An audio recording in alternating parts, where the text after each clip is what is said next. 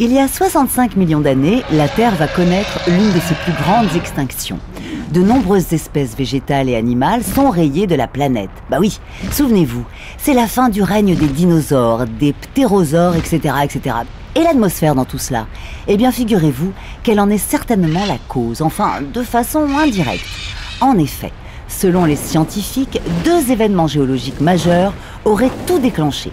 La première hypothèse est la chute d'une énorme météorite qui serait tombée dans le Yucatan, au Mexique. La seconde hypothèse est celle d'une période d'éruption volcanique intense.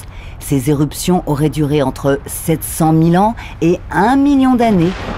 Résultat, moins de photosynthèse pour les végétaux qui meurent progressivement. Donc, moins de nourriture aussi pour les grands herbivores qui disparaissent à leur tour. Et puis forcément, au bout du compte, les grands carnivores n'ont plus rien à se mettre sous la dent et ils meurent eux aussi. Brrr, moi ça me fait froid dans le dos, hein, pas vous? A priori, on a beaucoup de chance d'avoir notre atmosphère, car si l'on se promène dans notre système solaire, et même au-delà dans l'univers, d'après nos connaissances, aucune planète, aucun astre n'est aussi accueillant que la Terre. Alors certes, Vénus, Mars ou Jupiter ont aussi des atmosphères, mais si vous voulez vous y aventurer, je vous conseille de bien vous équiper. Bon voyage! Le Soleil. Dans un dossier sur l'atmosphère, pourquoi parler du Soleil?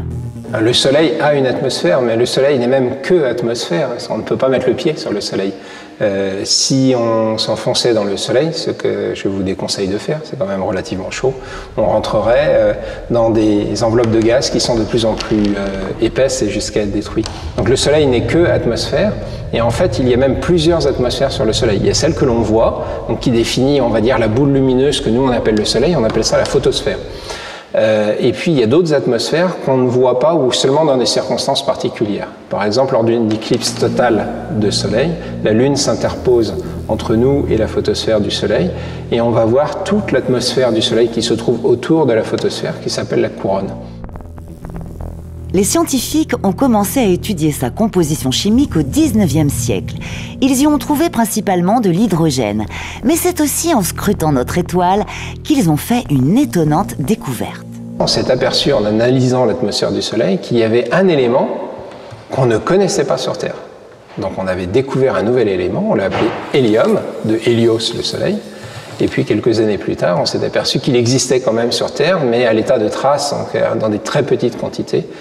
Et d'ailleurs maintenant, il est utilisé pour gonfler les ballons dirigeables parce que c'est un gaz qui est beaucoup plus léger que l'air.